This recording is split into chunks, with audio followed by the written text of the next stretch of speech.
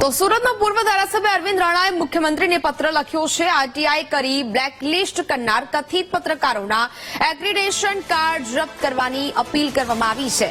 તોડબાજ પત્રકારોના ન્યૂઝપેપરને બ્લેકલિસ્ટમાં મૂકી registration cancel કરવા રજૂઆત કરવામાં આવી છે। પત્રકારની ઓળખ આપી લોકોને પરેશાન કરવામાં આવે છે। આવા પત્રકારોના ત્રાસથી લોકો આપઘાત કરતા હોવાના કિસ્સાનો પણ બન્યા હોવાનો ઉલ્લેખ છે તે આ પત્રમાં કરવામાં આવ્યો છે।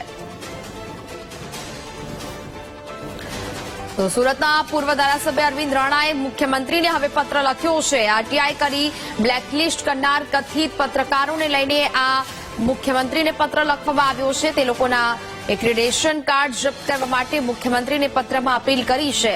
તોડબાજ પત્રકારોના ન્યૂઝપેપરને બ્લેકલિસ્ટમાં મૂકી રજીસ્ટ્રેશન કેન્સલ કરવાની પણ રજૂઆત છે તે થઈ છે અને જેને જ લઈને હવે આ પત્ર લખવામાં આવ્યો છે। કથિત પત્રકારો સામે કાર્યવાહીની માંગ કરવામાં આવી રહી છે। પત્રકારની ઓળખ આપીને લોકોને સતત હેરાન પરેશાન કરવામાં આવે છે। આવા પત્રકારોના ત્રાસથી લોકો આપઘાત કરતા હોવાના પણ અનેક કિસ્સા બન્યા હોવાનો ઉલ્લેખ છે તે પણ કરવામાં આવ્યો છે ને જેને જ લઈને હવે મુખ્યમંત્રીને પત્ર લખવામાં આવ્યો છે। સુરતના પૂર્વ ધારાસભ્ય અરવિંદ રાણાએ મુખ્યમંત્રીને આ તમામ બાબતોને રજૂ કરતો પત્ર લખ્યો છે કે જ્યાં કથિત પત્રકારોના જે ન્યૂઝપેપર છે તેને બ્લેકલિસ્ટ કરવાની પણ માંગ છે તે આ પત્રમાં કરવામાં આવી રહી છે।